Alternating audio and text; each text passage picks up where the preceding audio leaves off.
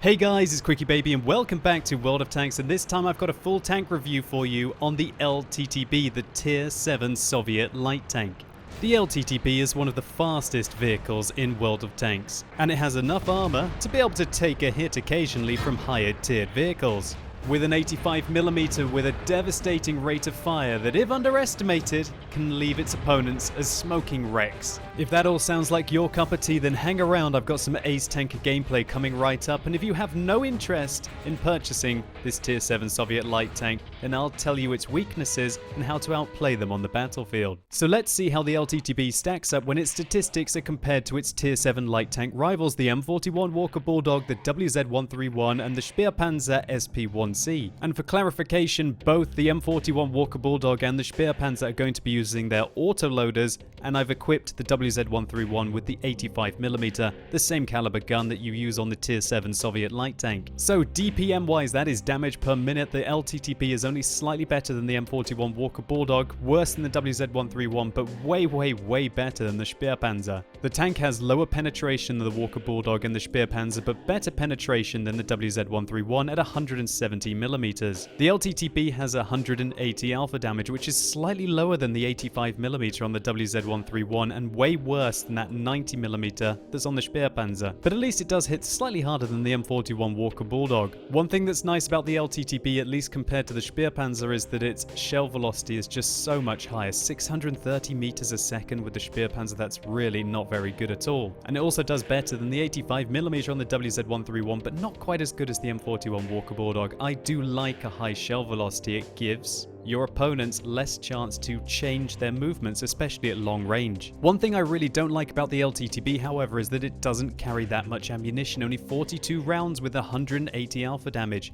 way less than the WZ-131, which carries 47 with 200 alpha damage, which means that this tank is very hard pressed to do above maybe 5,000 damage unless you're very accurate with your rounds. So if it's looking like the battle is going to be very long-winded, don't waste them. The aim time on the tank is better than the 131 and the Speerpanzer, but worse than the Walker Bulldog with its autoloader, and its accuracy is joint best along with the WZ-131, but it has the worst gun handling along with the Speerpanzer at 0.16, but slightly better gun handling than the Speerpanzer when it is only turning its turret and not moving the tank. But now I must highlight the most depressing aspect of the LTTB, and that is the amount that it can depress its gun. It is only 3 degrees, way worse than all of the other tanks, and even worse than the terrible 5 degrees of gun depression that WZ-131 gets.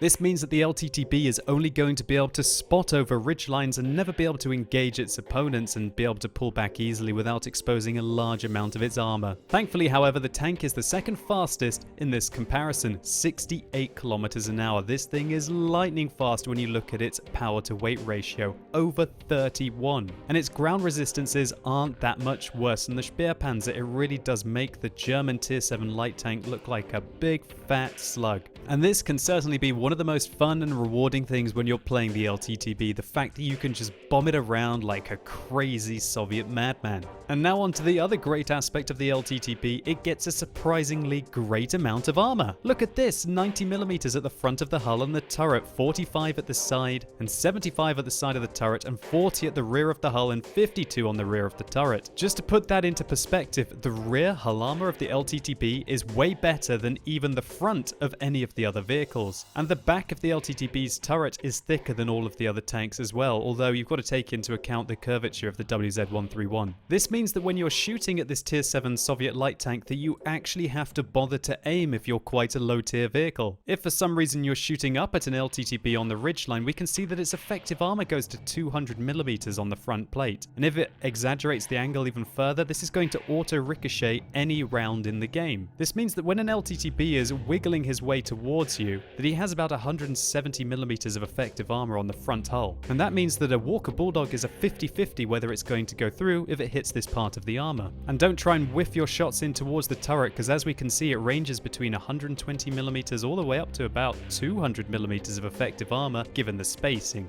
And so if you're in a tier 6 or tier 7 tank, don't underestimate the armor of this vehicle. It's pretty much as good as most tier 8 medium tanks. Unfortunately, the vehicle only gets 390 meters view range, not quite as good as the 400 staple that you would really want on a higher tiered light tank. And I think that about covers it, although we should make a quick mention towards the track traverse of this tank, which is 48 degrees. That's not quite as good as the 56 degrees of tank traverse on the Walker Bulldog or the 54 degrees on the WZ131, but it's still good enough to make quick, rapid, evasive maneuvers. And now for something completely new. A lot of you have been requesting that I give recommendations for skills and for equipment in my tank reviews. So firstly, I recommend you take camouflage on all of your crew, as all light tanks get the same amount of camouflage when they're moving as when they're stationary. It's the specialty of the class. Next, when your commander reaches 100%, I recommend you retrain and take Sixth Sense. This is the most important skill in the game as of now. Next, you want to take snapshot on your gunner. Clutch braking, in my opinion, on your driver, as the traverse speed of the tank isn't exactly amazing compared to the other light tanks, and situational awareness on your loader to try and boost up that 390 base meters view range on this vehicle. And when you've reached 3 skills, just add in Brothers in Arms on every single one of your crew members as well. But remember, it is a perk and useless until they all have it at 100%. When it comes to equipment, unfortunately, the LTTB cannot use vertical stabilizers, which makes it worse at firing on the move, which makes it even more straightforward as to what equipment you should use. You need to use a medium caliber tank gun rammer to get that extra 10% rate of fire, coated optics to increase your view range by 10%, and for the third slot, I recommend using improved ventilation. But anyway, I think that's quite enough theory crafting. Let's see how the LTTB holds up in some gameplay. And so here we go, we're playing on Fisherman's Bay. Not the best matchup for us. There are tier 10 tanks on the enemy team, including one tier 10 self-propelled gun. But then again, I don't really care about these kind of bad matchups for light tanks, because unlike a medium or a heavy, it doesn't really matter how high the tier the tanks are against you. I guess in the LTTB it kind of does, because it negates the advantage of you having that hull armor when you're top tier playing against only tier 8 tanks and below. And that's right, yeah, top tier, tier 8, that's because light tanks get matched as if they were one tier higher. So this vehicle gets kind of tier 8 medium tank matchmaking, so watch out for that with your high tier light tanks. It can catch a lot of people by surprise. But, so what I'm trying to say is that when the LTTB is top tier in like a tier 8 game, you can be a little bit more aggressive and use that 90mm of well-angled frontal armor. But when you're in a game like this, where there are tier 9 and tier 10 tanks shooting at you, you can't be so reliant on your armor, and you have to play a supporting role, a pure scouting role. But there are other benefits to being in a matchup like this. Remember that when you're shooting at tanks that are 2 tiers higher than you, or in some of these cases, 3 tiers higher than you, that just means a huge amount of experience to be gained. So we got a Speerpanzer here. We've put 1 round in an LTTB, and we put another one there into the Speerpanzer. The RU-251, in fact, not the tier 7 that we were talking about when we were doing the statistics comparison. So I'm just trying to work these bushes. I'm using my Sixth Sense to know when I've been spotted, and trying to extend view range for my team all the way across the map. Ignore this dynamic system here. This line, my view range would have been out towards the spotting ring, which is 445 meters. That's just a replay bug. There's almost no point in me shooting at that ST1 there. All that's going to do is get myself spotted, and his armor is very, very thick. As we highlighted, 170mm of penetration on this 85mm gun. That is not enough to contest most vehicles on the enemy team frontally in this kind of a matchup. And you don't get that much better when you load the premium rounds. It only goes up to 216. There we can see the side of the VK4502B turret, easily able to ricochet our low caliber round there. Now we're going to load an APCR round and possibly get a shot into his side. In retrospect, I'm not sure if firing there was the correct thing to do, but shooting at his side armor here, there was a chance that was going to go in, but you could see that he was actually traversing his tank, which over-angled his, well, it made the angling on the side of his vehicle much higher, and so we ricochet off there. What is the Speerpanzer doing? It looks like he was going to come straight at us, but luckily he isn't. You can see that with the LTTB, a ridgeline like this is almost perfect for hiding your tank. Why is that? Because it's basically flat and then a little bit of a dip. Well, a little bit of a ridge, I should say. So that means that even though this tank only has 3 degrees of gun depression, it can use a position like this very, very well. If I was trying to work on a ridgeline more like this, I wouldn't be able to depress my gun until I went all the way up over the ridge, and that's something that you need to watch out for in this tank. And when you're playing against LTTBs, if you can force them over a ridgeline, you can make their shots so accurate, well, so awkward, I should say, and not accurate is what I was trying to indicate. And so, like, this is the kind of perfect fighting ground to lure an LTTB in. We can see just unable to depress the gun over the smallest of angles. The tank, with 3 degrees, does feel exceedingly awkward.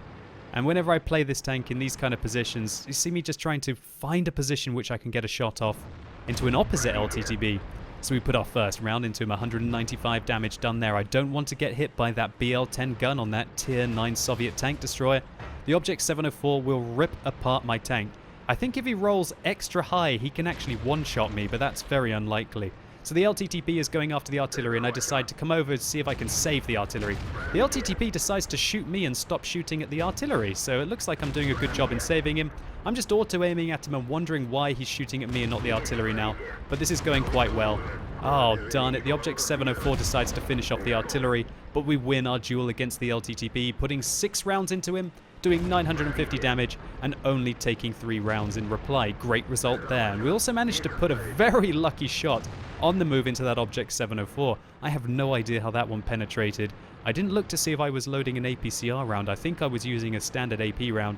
And if that was the case, I was blooming lucky to get through that Tier 9 Soviet tank destroyer's armor frontally. It's very, very good. Well, at least it's angled and about 120 millimeters thick, I think. But here we go. Here's the rear of his armor isn't so good. I keep an eye on the ST1 to see what the ST1 is going to do because I don't want him to come after me. And because I do that, I actually managed to bounce a shot off the back of the Object 704. Now I start to try and work his tracks. Got to take the tracks off. Don't turn round. Don't turn round. Yes! Detracked him. Doesn't look like he's got a repair kit. Hold him in place for the 5120 to finish him off. Now I can use the mobility of the LTTB to try and get behind another Soviet Tier 9 tank, this time the heavy variety, the ST1. From here, you actually have to be quite careful shooting at the back of the ST1. Look at this, I bounced 2 rounds off the back of the tank, bouncing off this mid-plate here. I want to be shooting the upper or the lower of the back plate, as that is where you will penetrate and take him out. Always nice to be killing tanks that are 2 tiers higher than you. It's a great feeling. I just love my light tanks, some of my favorite vehicles in the game. I think they're just absolutely awesome high-tier light tanks. And I don't know why, but my games in the LTTB have just been so ridiculously successful. I must be getting insanely lucky in this tank, I think. But then again, maybe it's a tank that matches that kind of brawling, aggressive playstyle. And if you play like that a lot like me, then maybe this will go well for you. So I immediately noticed I'd been spotted by the Conqueror. Take some evasive maneuvers, do a little bit of a wiggle, and it looks like it was a good thing that I was wiggling there at the end as the Conqueror fluffs his shot. Great result there. Do you see just how quick the LTTB was able to shift? I'd like to clarify this is actually the 9.13 patch, so I wasn't using the handbrake, or I guess you should call it locking the tracks, right, to pull off that evasive maneuver. That's just how good the traverse speed is on the LTTB, where with the track traverse, or the hull traverse, combined with the fairly good ground resistances this tank gets, it is highly mobile. So we put a round into the Conqueror there, 198 damage, but he manages to finish off an IS-3 on our team, so I'm not too happy about that. And this game is neck and neck right now. All of the Tier 10 tanks are still alive. It really is as close as it can get. And I think we just saw some lightning over there. Haven't seen that for a while. So thankfully, the Gwei 100 on our team finishes off that Conqueror. Didn't expect him to hit that. He hadn't been spotted for a while. Looks like the Conqueror stayed put. And the Tier 10 self-propelled gun punishes him. So right now, I'm just wondering where the hell these artillery are. Come on, where are you? Where are you? Oh my god, there he is. There's an M40-43. I put one shot to try and track him. He pulls back just as I fire. He must have 6th sense, and now he spots me. Now I auto-aim at him, and I turn my tank, but it doesn't look like my turret traverse was able to keep up with my track traverse. Luckily, it's far more important to get out of the way of that big, fat, derpy gun, and now I use his wreck to try and hide from the Object 261. I thought that the Object 261 might be targeting me, and so I hide behind him, and now I pull out when I think that I'm no longer spotted. Remember, if a high explosive round hits a dead tank, it is completely absorbed. It doesn't matter, it's not going to splash through the dead tank, it's just one of the mechanics in the game that you can use to avoid enemy artillery. It's very useful to use the wrecks of your enemies against them. That's always a satisfying feeling. So I guess right now I could go and try and spot the Object 261, but I was far more concerned about trying to spot tanks that are going to be pouring into our cap circle to allow the WT Alfie 100 and the 5120 to finish him off. Luckily for me, however, they were a little slow on the draw and I managed to finish off the Carnarvon, and now I think I get a glimpse on this IS-7. Of course, when you've got a German tank destroyer with pretty darn good view range next to you, you're unsure when you're watching a replay whether you were the one who was spotting. When you're actually playing the game, you get the ribbon pop-ups, and so you get that kind of satisfaction. You know what, I absolutely love those ribbon pop-ups when I'm playing my light tanks. It's so rewarding for somebody who actually cares about doing spotting damage and helping their team, rather than trying to ped their WN8 and just focus on doing damage and kills, right? It's nice to play like a pure scout. I think the ribbons are pretty cool. Alright, so now we're hunting down a Panther 2 and an Object 261. That Object 261 is worth a lot. Remember, you get the initial spotting bonus if I manage to find him, and it looks like I did. There you go, spotting bonus for me, possibly. And now we get to put some shots into a big, juicy tier 10 target. This is World of Tanks for a light tank right here, shooting self-propelled guns 3 tiers higher than you, flushing them out into the open, so I think my team should be able to finish him off. Or will he? Hopefully that WZ-111-14 isn't going to mess it up. Come on, buddy, finish him off. I was looking at him right now going, well, why haven't you finished him? Do you want me to come and do it? Okay, I'll come and do it myself then. Okay, well, good, he finished it off. And that's the kind of position where locking the tracks would come in handy when you've got to make those sharp 180-degree turns, right? Okay, so right now, the end of the game, Panther 2, 80% hit points. That looks like a very juicy target, but you can start to see what I was talking about this tank running out of ammunition. Well, I guess I have 16 rounds left and I've done 3,000 damage, but I have been quite accurate with my shells this game. I haven't been bouncing them or just whiffing them away.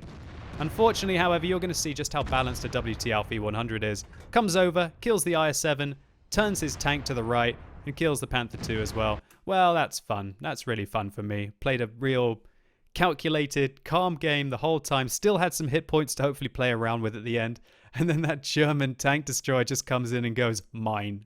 Nevertheless, this was a great game for the LTTB, which had all of the characteristics that you will have to excel in if you want to master this Tier 7 Soviet light tank. We really did it all. We used bushes to be able to extend our view range out for our team, counter enemy light tanks, and then pull back to be able to defend our artillery. Well, at least we tried to. Won the one-on-one engagement with the enemy light tank and then proceeded to support some kills on some higher tiered Soviet vehicles. Eventually advancing in front of my team to be able to provide view range to get important tanks killed like the Conqueror, the artillery, and then use the momentum of the tank to be able to get back quickly, defend the cap circle, or at least spot the tanks that might have been trying to take it for my team, and then be in position to at least try and pressure the IS-7 and allow the Waffenträger Alfie 100 to finish this off. Anyway, let's just take a very quick look at the post-game stats. So this was my first ace tanker in the LTTB, 4,924 experience for our double. That is 1,641 base experience points. We finished third on damage in this tier 10 game, but also managed to do 2,262 spotting damage and 44 detracking. And I was very happy that we didn't even need to fire that many APCR rounds in this game, giving us 43,000 credits profit. And the only thing that would have made this a more complete replay for the LTTB is if I could have got to show you what the frontal armor of the tank was like. But again, as I highlighted during the gameplay, this 90mm of well-angled armor goes up to about 175mm of effective armor. And that's really not going to work against any tanks that aren't about tier 6 or tier 7, possibly some tier 8 tanks. And mostly the armor on this tank is just very useful for not getting one-shot by high explosive rounds, or when you're trying to pressure enemy scout tanks or very low tier medium tanks. But nevertheless, it's certainly a huge positive for the tier 7 Soviet light tank. So all in all, my impressions of the LTTB are that it's an excellent vehicle as long as you can get over the 3 degrees of gun depression that the tank has, and it's the only way to get to the T-54 lightweight, which is a fantastic vehicle for playing in your strongholds. And if you were so inclined, this could be a way to then get onto the T-54, and then you can have both the T-62A and the Object 140. And as you will have seen in my tier 9 top tanks video, the T-54 has to be one of the best vehicles tier for tier in the game. There is of course only one problem with taking this route, and that is that you have to go through the MT-25, which for many people is a very painful experience. And so games like these have enabled me to get some of the most respectable stats that I have ever been able to get in World of Tanks, at least for my first 30 games. games. And this well-rounded Tier 7 Soviet light tank certainly has been one of the biggest barrels of fun that I've played with recently, and will certainly suit the aggressive scout who wants to have just a little bit of armor to fall back on occasionally. And so hopefully you guys enjoyed this tank review. If you did, or maybe it was just useful to you, please consider giving it a like down below. It really helps the channel out. And if this video has sparked your interest in the Tier 7 Soviet light tank, then simply click through up here or use that more info icon in the top right hand corner of your screen to see a plethora of other LTTB replays. And let me know in the comments down below what you guys think about the LTTB, especially how it holds up compared to all of the other Tier 7 light tanks. And as always, thank you so much for watching. You've been epic, and hopefully I'll see you soon.